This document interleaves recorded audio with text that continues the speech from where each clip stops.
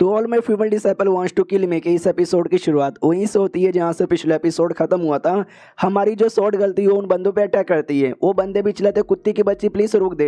वो अटैक रोक देती है और कहती है सॉरी मेरे ये मतलब नहीं था, गलती से मैंने अटैक यहाँ पे कर दिया। तभी उनके स्टेट के जो 3-4 बदतमीज लौंडे थे ना जो ऊपर से नीचे आ रहे थे, वो आगे आते वो कहते वाह तू ये ना भाई शॉर्ट गर्ल शॉर्ट सेट की बहुत ही ज़्यादा बेकार हैंडीमैन डिसाइपल, तेरी इतनी मत हुई जो तूने मेरे बंदों पे अटैक किया। और मेरे बंदे लोग ये लो भाई मैंने अभी अभी तुमको हीलिंग यहाँ पे दे दिया, चुपचाप हीलिंग करो। सामने से स्वॉर्ड गर्ल कहती सॉरी मेरी गलती नहीं थी, पहले उन्होंने अटैक किया तो जाके मैंने अटैक किया। जो सुन तो लड़का भी कहता अच्छा यानी पहले मेरे बंदों ने अटैक किया तो जाके तूने अटैक किया। अगर पहले मेरे बंदों ने अटैक किया अटैक तुझे भी लगी होगी, तेरी बॉडी पे भी चोट रहना चाहिए, लेकिन तेरी बॉडी पे तो कोई भी चोट नहीं है, ऐसे कैसे। वो कहती है वो तो उतने में वो जो लड़का है ना एक जोर से अटैक कर देता है जिसके चक्कर में स्वॉर्ड गर्ल के जो भी कपड़े ना वो कपड़े फट जाते हैं, खाली अंदर के जो भी चड्डी भरा था वो बच जाता है। और कहता मानना पड़ेगा लड़की पावर के मामले में तो नुबड़ी है लेकिन फिगर के मामले में तो बड़ा कमाल का है। इतने बड़े बड़े तेरे अरमान यहाँ पर है, मैंने कभी छुआ नहीं है, आई डोंट नो छूने पे कैसा लगेगा। तो एक लड़का कहता बॉस संभल के, एक दो नहीं ढेर सारे बंदे यहाँ पर है। वो भी कहता अच्छा ढेर सारे बंदे यहाँ पर है, तुम सबको भी मौका यहाँ पे चाहिए क्या, टेंशन मत लो, सबको एक एक बार छूने का तो मौका मिलेगा ही। उतने में मोली आती है और अपनी स्वॉर्ड गर्ल को अपने पास लेकर आ जाती है। वो कहती है भाई तुम लोग को शर्म नहीं आता, 3-4 कमीने बंदे मिलके एक मासूम लड़की को परेशान किए जा रहे हो। अगर माँ का दूध पिया है ना चुपचाप यहाँ पे आके फाइट करो। तो पब्लिक यहाँ पे देखती है, कहती है ओ माय गॉड भाई ये तो वो 3-4 स्वॉर्ड सेट की लड़कियां बाकी 1 हुआ सेट के लड़के यहाँ पर है। भाई ये सब तो आगे जा चुके थे, आगे से नीचे आए लड़ने के लिए, भाई मानना पड़ेगा इनको। जो एल्डर्स यहाँ पे देख रहे थे वो भी कहते हो माय गॉड क्या हो रहा है यार, यंग जनरेशन इस बार फाइट किए जा रहे हैं। इस बार जो मजा है ना इस किसी और में नहीं था। जो 8वीं एल्डर थी वो भी कहती है अरे सीनियर क्या कर ये तो लफड़ा हो रहा है। तो हमारा मी कहता कहता टेंशन मतलब वो लोग मिलकर संभाल लेंगे। अब आते भाई उनकी ओर जहाँ पे बदतमीज लौंडे भी कहते हैं या मुझे पता तुम सब लड़कियों के बारे में, एल्डर शू भाई का डिसाइपल हो ना, पिछले जब मुसीबत में थे एल्डर शू भाई ने आके बचा लिया तुम लोग में, ये अच्छी बात है शू भाई। अगर शू भाई यहाँ पे ना हो तुम लोग कुछ भी यहाँ पे नहीं कर सकते। तो इनको भी बड़ा गुस्सा आता है कि साले भैया अपनी औकात में रह लो, अगर हम अपनी औकात में आ जाएंगे ना तो देख लेना। तभी आसमान में ढेर सारे भाई डिसाइपल आ रहे थे और ये सब अपने शॉर्ट सेट के डिसाइपल थे। तो पब्लिक कहती है oh my God short set के डिसाइपल आ रहे हैं, लगता है उनको सपोर्ट मिलेगा। हाँ तो शॉर्ट सेट की लड़कियाँ भी कहती है टेंशन मतलब हम आ गए सपोर्ट करने के लिए। हमारी डिसाइपल तो बड़ी खुश होती है। सामने वाले कहते कि अच्छा तुमको क्या लगता है तुम लोग यहाँ पर आ चुके हो, हाँ तो हम तुमसे यहाँ पे डरेंगे। भाई हमारा कद्दू भी तुमसे यहाँ पे ना डरेगा। और एक सेकंड तुम्हारे पास तो वेपन भी नहीं है, बिना वेपन का कैसे फाइट करोगे। वो लोग भी कहते हैं हमारे पास वेपन नहीं है, तुझे हमारे हाथों में क्या दिखाई दे रहा है, इसे वेपन ही कहते हैं। हमारा मेन कैरेक्टर भी यहाँ पे देखता है और कहते हैं वाह ये हुई ना बात, रुको यार मैं अब सब लोग की हेल्प यहाँ पे करता हूँ। उन लोग के पास बस तलवार का जो नीचे का हिस्सा रहता है ना पकड़ने का वही था, लेकिन हमारा शुभाई उनको ऊपर का जो ब्लेड रहता है ना वो भी दे देता है। तो वो लड़कियाँ भी कहती है एल्डर जी हमको मालूम है आपने यहाँ पे दिया है, आपका बहुत ज़्यादा शुक्रिया।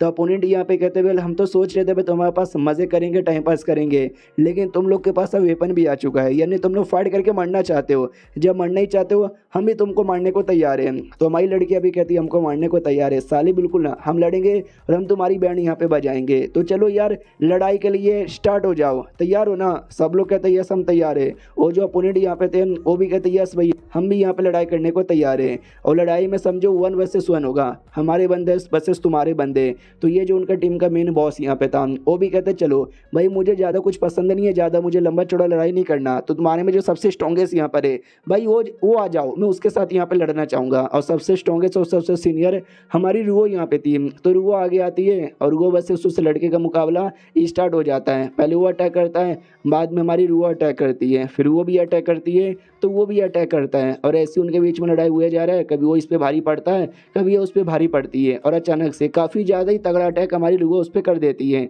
तो वो लड़का भी देख सकते हैं अपने डिफेंस यहाँ पे यूज़ किए जा रहे हैं। तो दूर से जो एल्डर यहाँ पे देखते हैं और एक एल्डर कहती है कि ओ माय गॉड भाई ये रुओ वो तो ऐसा लगता है गोल्डन कोर के मीडियम पर है, लेकिन जो अपोनेंट गोल्डन कोर के पीक पर है, लेकिन अपोनेंट में ज़्यादा भारी पड़े जा रही है, मानना ही पड़ेगा। दूसरा एक लड़का भी कहता है कि वेल क्योंकि उसका जो फाउंडेशन यहाँ पर है, मुझे लगता है जितने भी बंदे यहाँ पर है वो सारे बंदों के मुकाबले बहुत ही ज़्यादा हार्ड यहाँ पर है, इसके लिए उसके जीतने के चांसेस बड़े हार्ड यहाँ पर है। जो सुंदर लड़की भी कहती है ओ माय गॉड बाबू सोना जाने मन आपके पास कितना ज़्यादा कमाल का नॉलेज है, आपके पास ये नॉलेज यहाँ पे आया कैसे।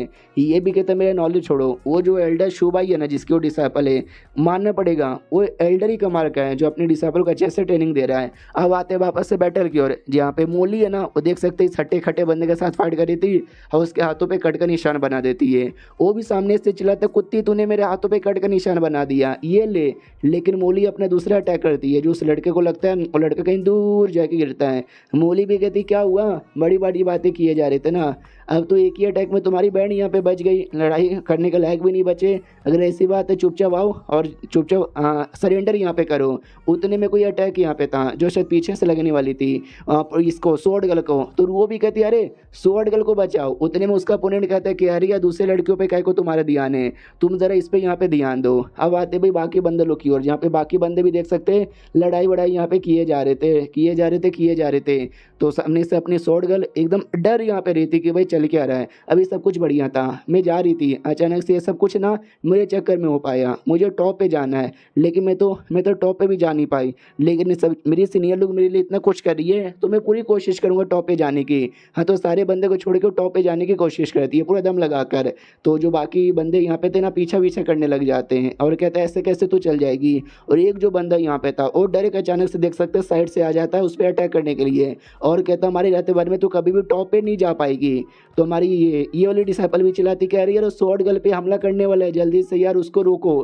तो रोकने के लिए अटैक किया जाता है, दूसरा बंदा उस अटैक को रोकने के लिए एक और अटैक करता है, जिसके चक्कर में देख सकते हो भाई काफ़ी सारा लड़ाई झगड़ा हो जाता है और काफ़ी चोट लग जाती है। और तभी है ना एक लड़का उसको भी चोट लग जाती है बचाने के चक्कर में। तो लड़का भी कहता है स्वॉर्ड गर्ल भाई तुम हमारे बारे में टेंशन मत करो, टॉप पे जाओ और इन सबको इनकी औकात दिखा दो। और ये चैप्टर यहीं पे ख़त्म भी हो जाता है। ये नहीं देख सकते स्वॉर्ड गर्ल के लिए लोग सब कितना कुछ कर रहे हैं। अब देखते हैं स्वॉर्ड गर्ल उनके अरमानों पे खड़ी हो पाती है या नहीं। हम मिलते किसी और वीडियो में, जब तक के लिए बाय बाय। तो इस एपिसोड की शुरुआत वहीं से होती है जहाँ से पिछला एपिसोड खत्म हुआ था। हमारी स्वॉर्ड गर्ल भाई बिना हार माने, चोट लग चुकी है, बॉडी से पूरा खून यहाँ पे निकले जा रहा है, लेकिन बिना डरे एकदम आगे बढ़े जा रही है। जो दुश्मन यहाँ पर है वो भी कहता है अरे यार हमारा मेन मकसद है उस कमीनी को रोकना, कुछ भी करके उसको रोको। अपनी मोली कहती मेरे रहते बारे में तो बिल्कुल भी ना। जो दूसरी डिसाइपल थी जीजून वो भी कहती मेरे रहते बारे में तो बिल्कुल भी ना। और लुओ कहती है मैं तो सबसे सीनियर हूँ, मेरे रहते बारे में तो बिल्कुल भी ना। तीनों दम लगा देते हैं, उनको रोक देते हैं। दूसरी ओर अपनी स्वॉर्ड गर्ल बढ़े जा रही है, रुक जाती बीच में, कहती रुकना नहीं है, आगे बढ़ना है, मतलब आगे बढ़ना ही है। दम मरते मरते मरते मरते जैसे तैसे ना फाइनली जो 95 स्टेप है ना वहाँ पे आ जाती है। तो जो होस्ट यहाँ पे था वो भी कहता कि टाइम अप, तो रूल यहाँ पर आ चुका है। वाओ नाइस यार, स्वॉर्ड गर्ल ने 95 यहाँ पे कर दिखाया, बल्ले बल्ले ओए शाबा ओए। तो तीनों सीनियर बड़ी खुश यहाँ पे थी और जो दुश्मन थे तीनों उनके गोटे लाल की फक यार क्या बेकार नसीब यहाँ पर है। हमारी रूह को ताना मारता है कि भाई खुश हो गई, अब यार तेरी जूनियर को तो बस हम रोक रहे थे, उसको रोकते तुम लोग आगे बढ़ जाते। अब टाइम अप हो चुका है, ना हमको जाने का मौका मिलेगा ना तुमको जाने का मौका यहाँ पे मिलेगा। खुश हो गई ना। जो सुनते वो भी कहती हाँ, अगर मैं चल जाती ना 99 100 के पार भी चल जाती तो भी उतनी खुशी नहीं होती जितनी खुशी है ना स्वॉर्ड गर्ल के आने के बाद मेरा यहाँ पे हो रहा है। तभी ये दोनों जो थे शायद गर्लफ्रेंड बॉयफ्रेंड है, हमने देखा था पिछले एपिसोड में, वो भी कहते वाओ यार क्या बात है भाई, उसके तीनों डिसाइपल कितने कमाल के हैं, स्पेशली ये स्वॉर्ड गर्ल क्या थी पहले और क्या से क्या हो गई। लड़का भी कहते यार वेरी इंटरेस्टिंग। फिर रिजल्ट है ना अनाउंस किया जाता है कि ये बंदा 92, वो बंदा 90, कोई 93, स्वॉर्ड गर्ल 95। तो हमारा मैं कहता भी लाइक वाओ भाई मेरे तीनों डिसाइपल ने कमाल कर दिखाया। और जिस एल्डे के साथ उसने शर्त भी लगाया था वो भी कहता ले भाई मेरी स्वॉर्ड गर्ल तो तेरे वाले से आगे बढ़ गई, तो तू वो शर्त यहाँ पे हार चुका है, जल्दी से मेरे घर पे सामान पहुँचा देना। अब आते भाई उसकी ओर, भाई अपने नैन्सी की ओर और महारानी की ओर, जहाँ पे नैन्सी भी कहती सुनो यार तुम तो हमेशा यही सोचती हो ना तुम्हारा पति हूँ लेकिन तुम्हारे साथ गपा गप काय को नहीं करता, उसके पीछे एक सच्चाई है जो आज मैं तुमको बताना चाहता हूँ, चलो मेरे साथ। उसको गोदी में उठाकर ले जाता अपने कमरे में, वो भी कहती छोड़ो मुझे, जाने दो मुझे। तो नैन्सी भी आराम से लेटा देती है और कहती है आराम कर लो मैं 2 मिनट में आया। तो वो लिटरली बिस्तर पकड़ के लेट जाती है। मनी मन सोचती भाई मैं कटे के साथ तो सारी गंदी चीज़ें कर ली है, वो मैं कैसे बताऊँ, मुझे समझ यहाँ पे नहीं आ रहा। तभी उसका ध्यान चल जाता है बराबर। तो ये भी नोटिस करती है एक सेकंड, भाई ये तो मेरा बरा है जो गायब हो गया था, ये मेरे पति के कमरे में करके आ रहा है। और एक सेकंड इसके अंदर से ये वाली स्मेल कैसे आ सकती है। पीछे से नैन्सी भी आ जाता है, कहता है ये लो पानी पी लो। तो वो भी कहती सच्चाई बता दो, तुम लड़के नहीं ना हो तुम लड़की हो हो ना। अब आते हुए हमारे मेक अटैक की ओर, जी यहाँ पे प्लेन बन चुका था जो कि उसने बनाया था, एक लीडर यहाँ पे थी ना, तो ये गुस्सा करती है हमारी नोवी एल्डर और कहती है एक सेकंड भाई ये सब चल क्या रहा है, भाई तुम्हारी जो डिसाइपल है भाई थोड़ी सी बहुत मुसीबत में है, उसको तुम चाहिए, तुम उसका ध्यान रख सको, लेकिन नहीं तुम इस कुत्ती के साथ यहाँ पे घूम रहे हो। देख सकते हो भाई वो कुत्ती जो हमेशा लाल कपड़ों में रहती थी भाई कोट में कसम से सेक्सी लग रही है, ऊपर से ग्लासेस डाला तो और सेक्सी लग रही है, अब बाल ऐसा किया तो और ज़्यादा सेक्सी लग रही है। तो वो भी कहती है अरे नोवी एल्डर इतना गुस्सा क्या करती हो, नया नया आविष्कार हमने बनाया है, टेस्ट यहाँ पे करना है, जाने दो। नौकरानी भी कहती यार सब कुछ रेडी है, हम फ्लैट लेने को तैयार है।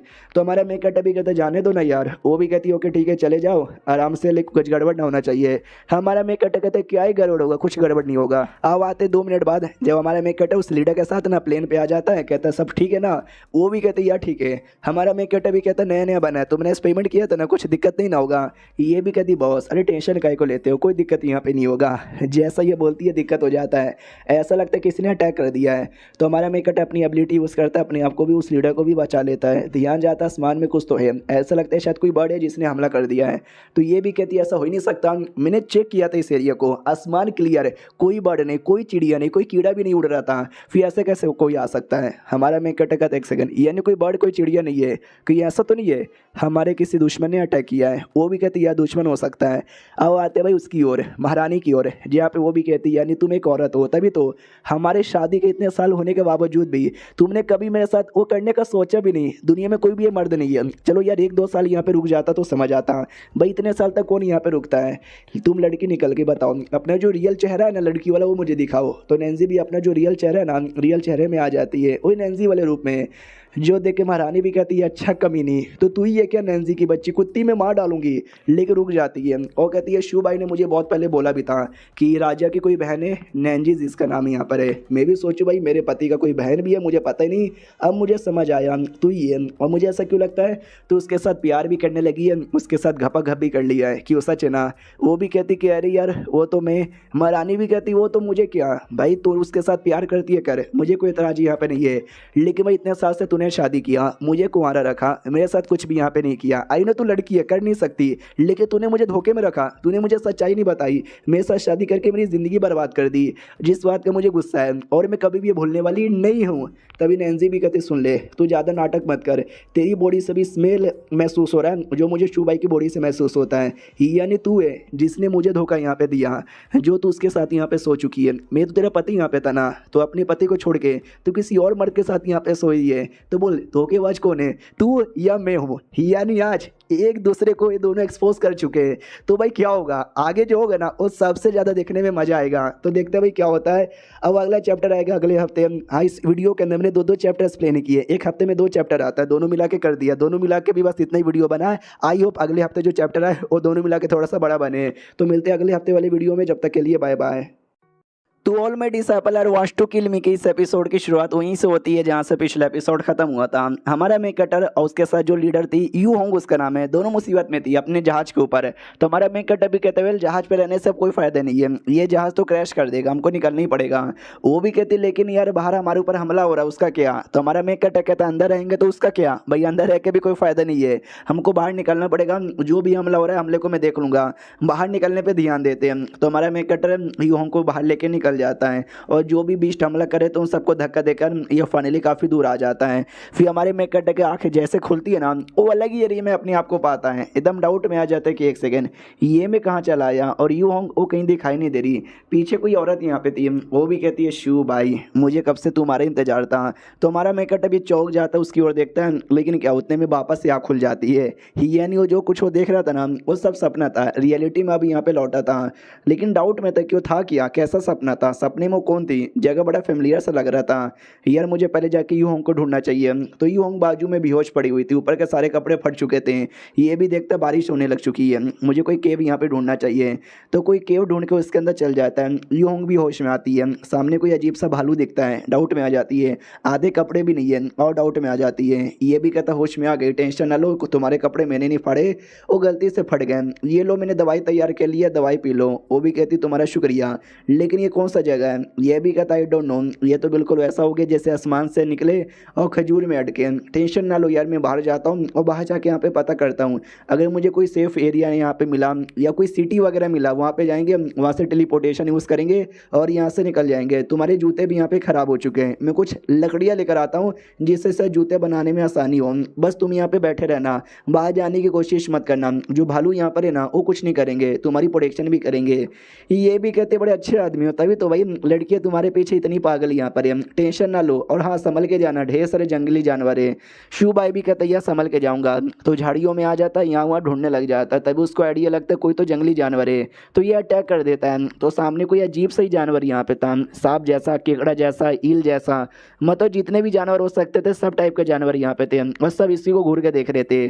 तो इसकी भी फट जाती है कि मम्मी रे इतने सारे, अरे जान बचाओ और भागो यहाँ से। तो वो तो वहाँ से निकल जाता है और अब आते वो उस अजीब से मिस्टीरियस आदमी की ओर, जिसको मैंने कई बार देखा, लेकिन साले का मेन प्लान क्या है आज तक समझ यहाँ पे नहीं आता। वही जिसका एक आँख नहीं है, जो कि अपने स्वॉर्ड गर्ल का बाप भी है, और जिसके साथ ये जो अजीब सी लड़की रहती है।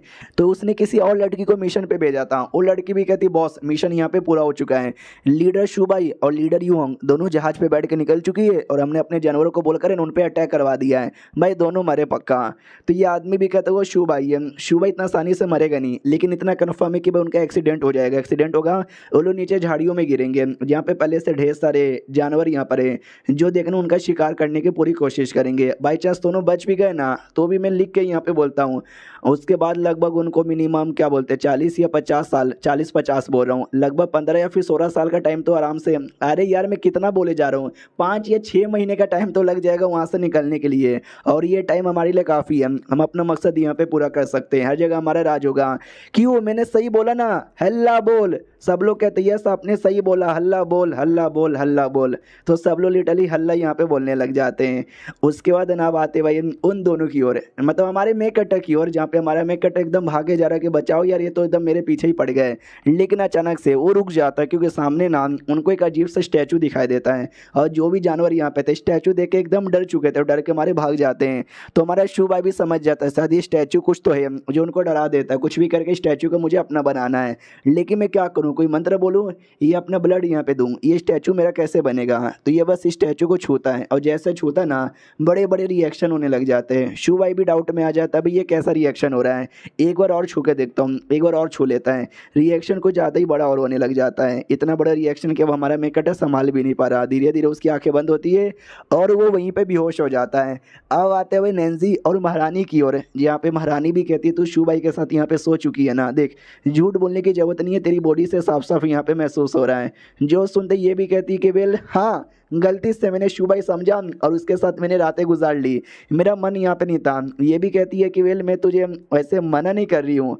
महारानी कहती है लेकिन देखा जाए तो ये चीटिंग करने के बराबर है, मैंने चीटिंग की तुम्हारे साथ, तुम्हारे रातें भर में किसी और के साथ यहाँ पे किया। मुझे लगा कम से कम तुम्हारे लिए एक बेटा पैदा करूँगी और फिर निकल जाऊँगी, लेकिन तुम तो एक औरत यहाँ पे निकल गए, मैं क्या यहाँ पे करूँ, समझ यहाँ पे नहीं आता।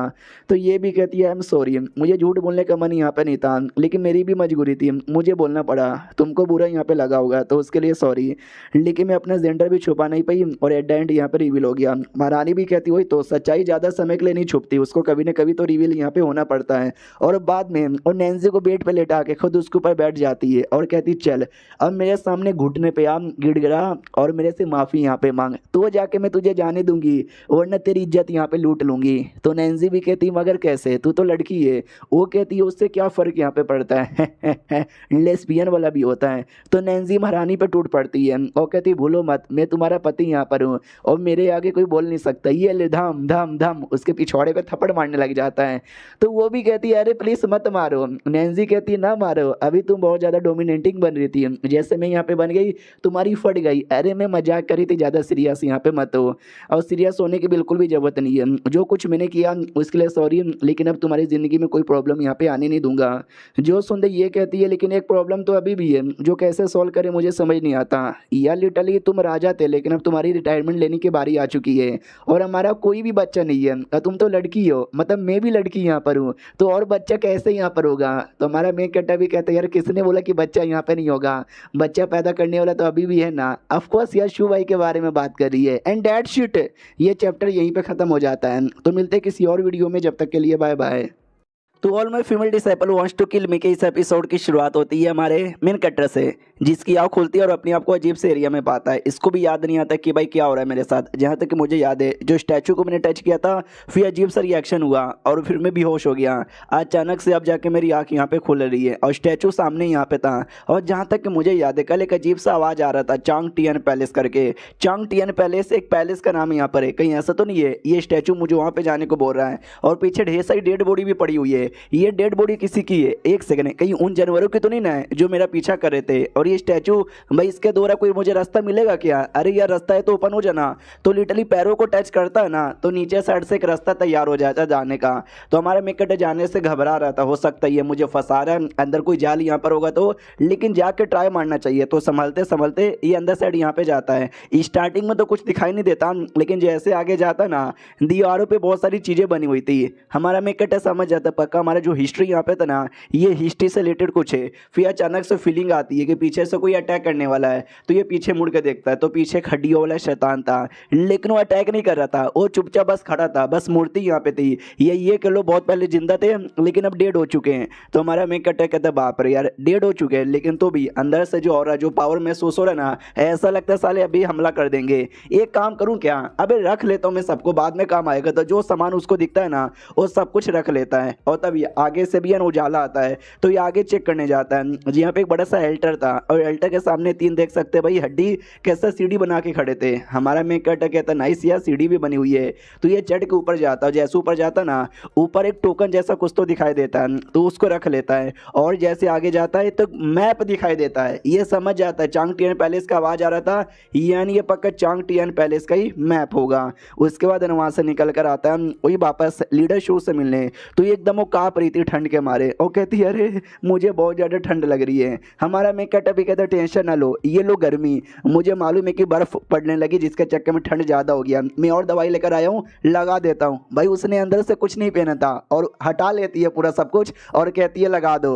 तो शू भाई भी कहता मम्मी ने तुमको ठंड लग रही है और तुमने सारे कपड़े उतार दिए, भाई ये क्या लॉजिक हुआ? वो भी कहती है वो कपड़े तो वैसे भी फट गए थे, पहनने के लायक यहाँ पे नहीं है और तुम इतना शर्मा काहे कर रहे हो? ऐसा मत बोलो, तुमको पसंद नहीं है, मुझे मालूम है तुम हमेशा यही चाहते थे कपड़े उतार के तुम्हारे सामने आ जाऊं, ऊपर से लेके नीचे तक मुझे पूरा देखना चाहते थे, लो देखो अब शर्मा काहे कर रहे हो? हमारा मैं कटे कहता अरे यार नहीं प्लीज अपने आप को कवर कर लो।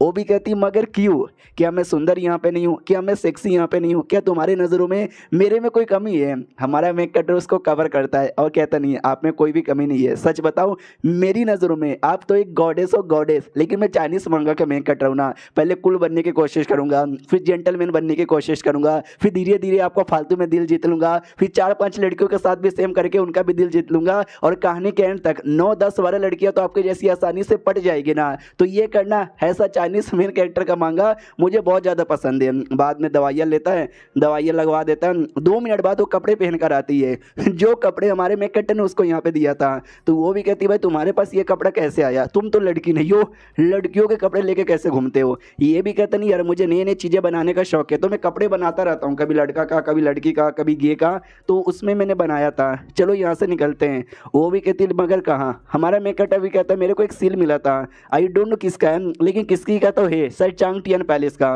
वो भी कहती है शायद हाँ चांग टियन पैलेस में एंट्री मारने के लिए ये साथ कोई सील होगा जिसके द्वारा ओपन होगा, तुमको कहाँ मिला? हमारा मेकट कहता बस मिल गया यार, हमको यहाँ से निकलना चाहिए, मौसम साफ है, ना बारिश हो रही है ना बर्फ यहाँ पे गिर रहा है, चल पाओगी क्या? वो भी कहती नहीं मेरे पैरों में तो चोट लगा है, मैं तो चल भी नहीं पाऊंगी। हमारा मेकट अभी कहता है अच्छा ऐसी बात है क्या, तो चलो यार मैं आपको लिटरली पीठ पे उठा लेता हूँ। वो भी कहती है एक सेकंड सच्ची में आप उठा लोगे ना? हमारा मेकट अभी कहता है मैडम जी आपसे बड़े बड़े लोगों को मैंने यहाँ पे उठाया है तो आप तो बड़ी हल्की सी होगी। तो लिटरली उसको उठा भी लेता है और तभी किस कर देती है और कहती है जो भी आपने मेरे पे एहसान किया है ये उसी एहसान का समझ रहे हो ना? हमारा मेकट भी लाइक या बहुत ज़्यादा कुछ ज़्यादा ही समझ रहा हूँ। अब आते भाई उन दोनों औरतों की ओर जहाँ पे उसने बोला भी था कि भाई हम दोनों औरत औरत हुए तो क्या हुआ, बच्चा तो भी आ सकता है। तो ये भी कहती कैसे, हम दोनों औरत यहाँ पर है भाई, दोनों औरत मिलकर एक बच्चा कैसे पैदा कर सकती है, बकवास मत करो। उसके दिमाग में तो शू भाई यहाँ पे था कि शू भाई के पास यांग बॉडी है,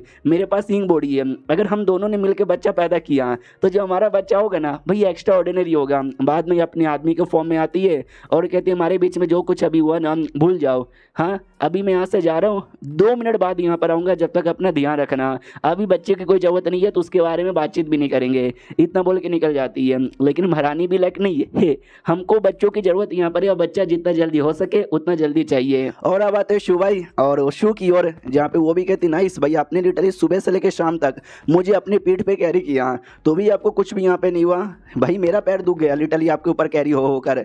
हमारा मेकअप अभी कहता बोला ना देसी घी की पावर है, देसी घी की पावर, आपके जैसी 50 और आएगी ना तो मैं सबको यहाँ पे उठा लूंगा। अरे बड़ा दम है यार मेरे अंदर। और तभी अचानक से ध्यान जाता है आसमान की ओर, आसमान में कोई अजीब सा ना बर्ड यहाँ पे घूम रहा है। तो शू भाई समझाता है कि एक सेकंड, ये अजीब सा बर्ड है, अगर तुमने गलती से हल्का से इनको छेड़ दिया भाई एकदम तुम्हारे पीछे ही पड़ जाएगी जब तक तुम्हारी जान नहीं निकाल देगी। ये करके आ रहे हैं यहाँ पर, एक सेकंड ऐसा क्यों लगता है कि शायद ये लड़ाई कर रहे हैं। तो सच्ची में लड़ाई कर रहे थे कुछ डेमोनी कल्टीवेटर के साथ। तो हमारा मेन कट्टा भी कहता फक यार डेमोनी कल्टीवेटर भी यहाँ पे आ चुके हैं, हम लोग क्या करें।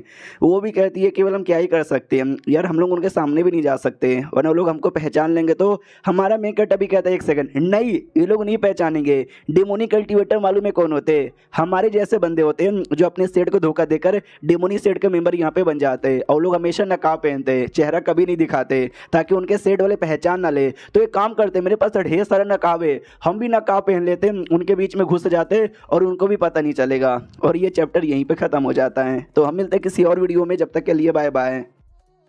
इस एपिसोड की शुरुआत वहीं से होती है जहां से पिछला एपिसोड खत्म हुआ था। कुछ इविल कल्टीवेटर दिखाई देते हैं। हमारे मेकटे का प्लान था कि इनके पास भी है ना हम इविल कल्टीवेटर बन के जाते हैं, ये लोग क्या ही पहचान पाएंगे। इविल कल्टीवेटर क्यों रहा था जो कि बिष्टू के साथ फाइट किए जा रहे थे। हालत खराब यहाँ पे थी कि भाई अगर ऐसे ही चलता रहा हमारी मौत हो जाएगी। अबे तू करना कुछ। दूसरा भी कहता भाई मैं क्या करूँ, मैं भी तो तेरे साथ मिलकर लड़े जा रहा हूँ, लगता नहीं है कि आज बच पाएंगे।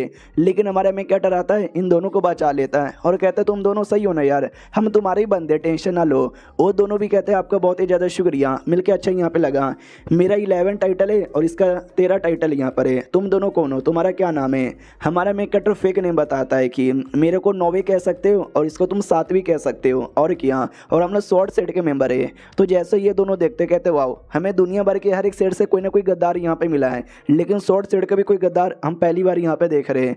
अगर मेरे को अगर प्रॉब्लम ना हो, अगर मेरा अंदाजा गलत ना हो तो पक्का तुम सेट की भाई दूसरी एल्डर होगी। यस तुम दूसरी एल्डर होगी। हमारा मेन कैटेगरी दूसरी एल्डर। फक यार मैं लड़का यहाँ पर हूँ, न जाने का को ये मुझे लड़की यहाँ पे समझ रहा है। लेकिन यार मैं झूठ भी नहीं बोल सकता, मैं नाटक करता हूँ। तो नाटक करने लग जाता है कि ओ माय गॉड तुमको मेरी सच्चाई आई मीन नहीं नहीं तुम गलत बोल रहे हो। अरे अरे मैं क्या बोलूँ, ओ शिट यार मैं तो डाउट में आ गई। तो पीछे से अपनी ये वाली लीडर भी कहती बस करो भाई, कितनी एक्टिंग करोगे, बहुत ही गद्दी वाली यहाँ पे खड़े जा रहे हो। हाँ तुम दोनों अचानक से बिष्टू के बीच में कैसे फंसे। वो लोग कहते क्या बताए यार, जिया मैडम की गलती है भाई, उसने ऑर्डर यहाँ पे दे दिया कि जाओ और जाके वो जो मूर्ति है ना मूर्ति के पास आ जाना।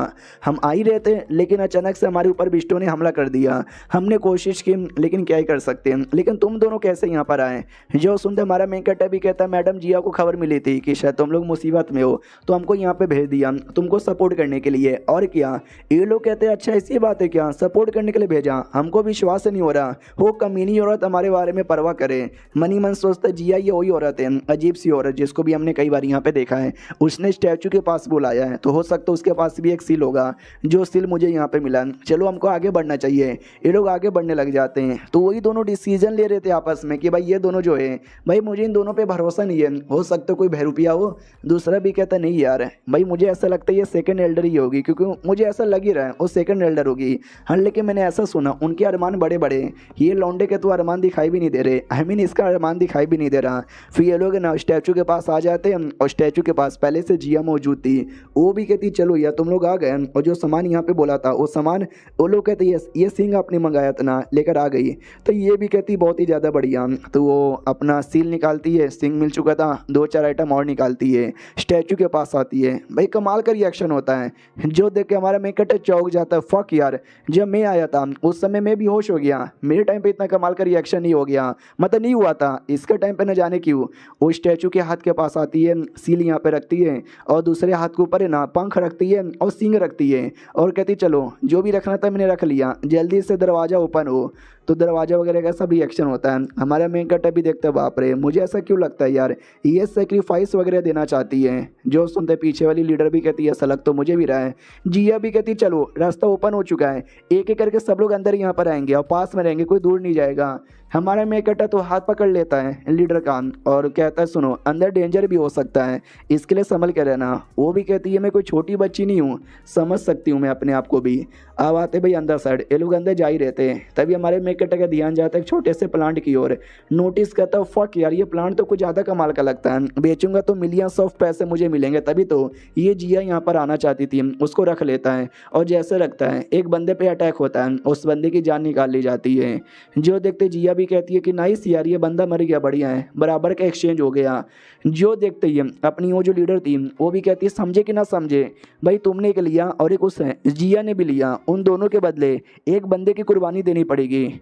हमारा मेकअप भी कहता है एक सेकंड, वो अपने साथ इतने सारे बंदों को लेकर आई है सबकी कुर्बानी देने के लिए क्या? बाद में जो एल्टर है ना, एल्टर के ऊपर आती है और एल्टर के ऊपर आते ही एक आवाज़ आती, बोलो यार तुम आ गई हो क्या, क्या तुम दे सकती हो बदले में? जो सुनते वो भी कहती है अपने सारे बंदे लोग की जान, इतना बोल के जो भी बंदे साथ में आए थे सारे बंदे लोग की जान निकाल ली जाती है।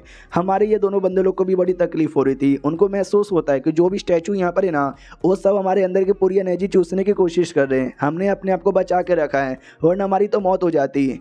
जिया भी कहती चलो यार तुम दोनों कितना नाटक करोगे, अपना मुँह दिखाई दो। हमारा मेकटा दिखा देता, कहता अच्छा यानी शुरू से मालूम था कि हम बहरूपिये हैं? वो भी कहती यस मुझे शुरू से पता था, और तुम तो एल्डर शू भाई हो ना, नाइस यार। चलो मुझे पूरा विश्वास है, तुम्हारे हाथों में भी एक सील यहाँ पर है और मेरे हाथों में भी है। तुमको मालूम है कि इस सील को क्या बोला जाता है?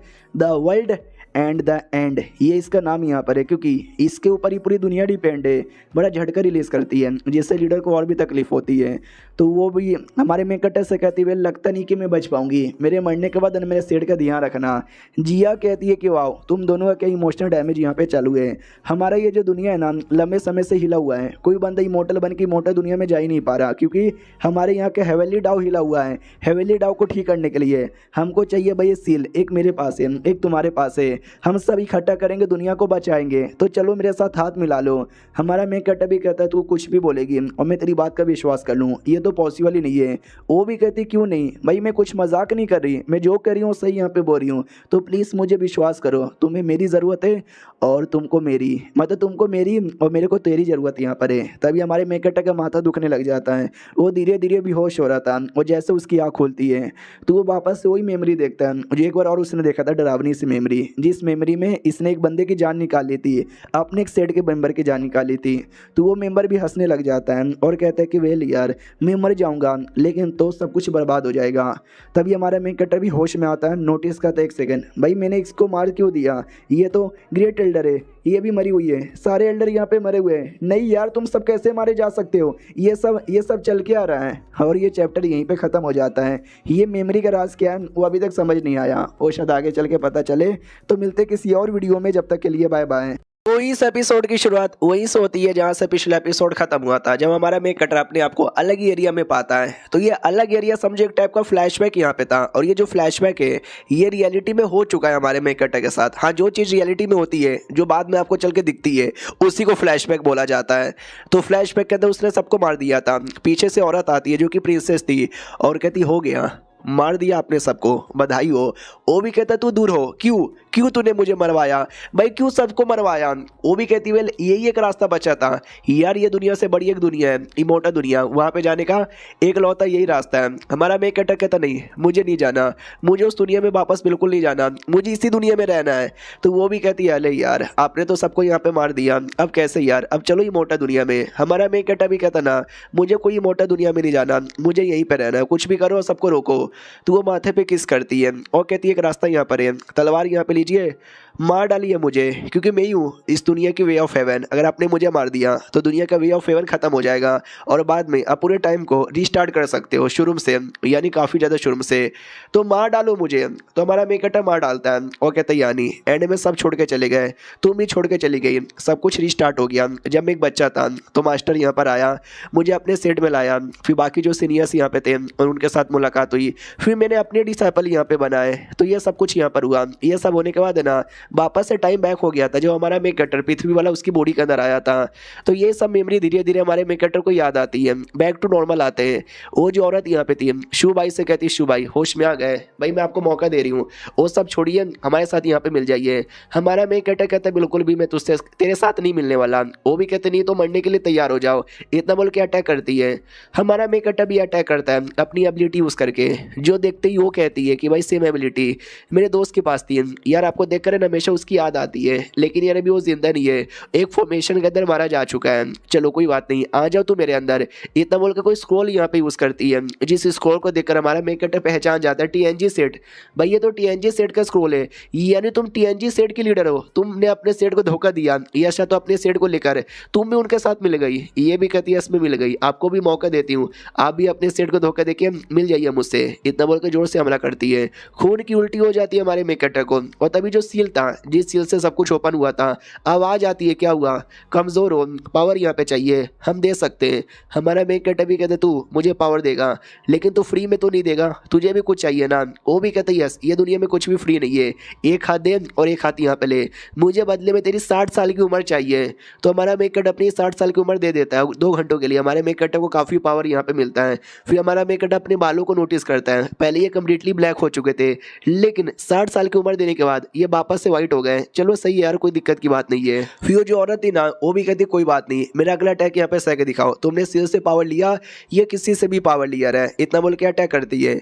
हमारा मेन कैरेक्टर भी कहता सुनो, जब मैं पावर ले रहा था ना उस समय अटैक कर देना चाहिए था, तुम जैसे जो फालतू विलन है ना, कब अटैक करे ध्यान ही नहीं जाता, ये ले। इतना बोल के वो अटैक कर देता है। तो ये भी कहती है डोंट वरी, पहले अटैक नहीं कर पाई, अब अटैक करके अपना बदला ले सकती हूँ। एक सेकंड, ये क्या हो रहा है भाई, मेरा अटैक तुम्हारे पे काम कहीं को नहीं आ रहा, और ये सब चल के आ रहा है, ये तुम्हारा अटैक मेरे पास इतना कहीं को आ रहा है, और इस अटैक ने मुझे पकड़ लिया। अरे यार ये अटैक तो बहुत ज़्यादा तकलीफ दे रही है भाई, ये तुमने क्या कर दिया, और मैं धीरे धीरे ज़मीन में समा रही हूँ, बचा लो मुझे प्लीज़ बचा लो। लेकिन नहीं बचा पाते हो, ज़मीन में समा जाती है। हमारा मेन कैरेक्टर भी ज़मीन में समाने लग जाता है, और ज़मीन अजीब सा पानी जैसा बन चुका था, और उसके अंदर पहले से वो जो कोठे वाली लीडर है ना, वो भी वहीं पे समाई पड़ी थी।